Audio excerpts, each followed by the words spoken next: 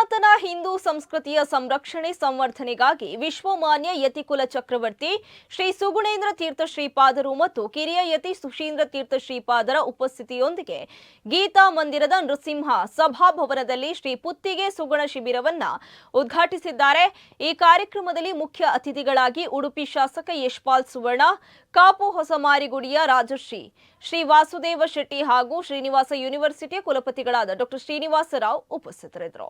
ಪರಶುರಾಮನ ಅನುಗ್ರಹ, ನರಸಿಂಹನ ಅನುಗ್ರಹ, ಇದು ಎರಡರ ಜೊತೆಗೆ ಶಿಬಿರ ಅದು ಯಶಸ್ವಿಯಾಗಬೇಕು ಅಂತ ಇವತ್ತು ಪರಶುರಾಮ ಜಯಂತಿಯ ದಿವಸ ಪ್ರಾರಂಭ ಮಾಡಿ ನಾಡದು 30ನೇ ತಾರೀಕಿಗೆ ನರಸಿಂಹ ಜಯಂತಿ. ಪುತ್ತಿಗೆಯಲ್ಲಿ ಕಂಬದಲ್ಲಿ ನರಸಿಂಹದೇವರು ವ್ಯಕ್ತವಾಗಿದ್ದಾರೆ.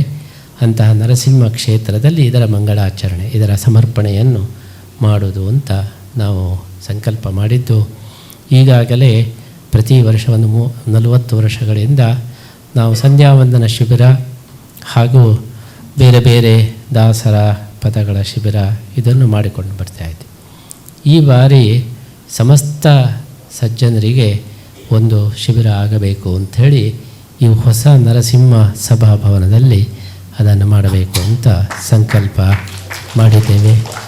ಧಾರ್ಮಿಕ ಜೀವನ ಅದು ಪ್ರತಿಯೊಬ್ಬರಿಗೂ ಅವಶ್ಯಕ. ಜೀವನದ ಶಾಂತಿ ನೆಮ್ಮದಿ ಸಿಗುವುದು ಆಧ್ಯಾತ್ಮಿಕತೆಯಿಂದ ಮಾತ್ರ. ಸುಖ ಭೌತಿಕ ಸಮೃದ್ಧಿಯಿಂದ ಸುಖ ಸಿಗಬಹುದು.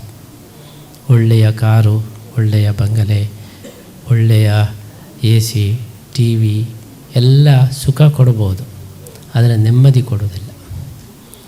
ಸುಖಕ್ಕಿಂತ ನೆಮ್ಮದಿ ಮುಖ್ಯ. ಹಿಂದಿನ ಕಾಲದವರು